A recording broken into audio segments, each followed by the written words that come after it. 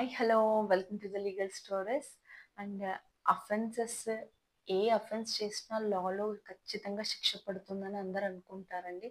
But లా ఇంకొక వైపు అక్యూజ్డ్కి help చేసే యాక్ట్ కూడా ప్రొవైడ్ చేసింది. అదే ప్రొబేషన్ ఆఫ్ అఫెండర్స్ యాక్ట్. మనకు ఇప్పుడు బేసికల్గా ఒక కంపెనీలో జాయిన్ అవుతే ఒక 3 మంత్స్ 6 మంత్స్ ప్రొబేషన్ పీరియడ్ అని ఉంటుంది. బిహేవియర్ ఆఫ్ గుడ్ కండక్ట్ దాన్ని బట్టి వాళ్ళు ఫర్దర్గా తీసుకోవాలా వద్దా అని చూస్తారు.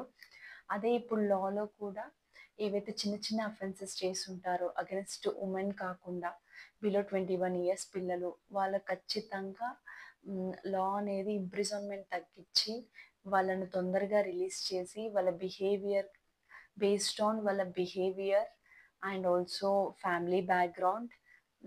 ఒకవేళ వాళ్ళు తెలియక చేశారు ఆ తప్పును, ఎవరో ప్రొవోక్ చేస్తే చేశారు అన్న దానికి అండ్ సొసైటీలో కానీ గుడ్ సిటిజన్గా బతికితే డెఫినెట్గా చాయిస్ ఇస్తుంది. యాజ్ వాళ్ళకి ఇంప్రిజన్మెంట్ అని తగ్గించి వాళ్ళని 3 years వాళ్ళ మీద రిపోర్ట్ రాసి వీళ్ళు గుడ్గా బతుకుతారు, ఇంకా ఫ్యూచర్ సిటిజన్స్ గుడ్ అనేటట్లు ఉంటే డెఫినెట్గా వాళ్ళని రిలీజ్ చేసి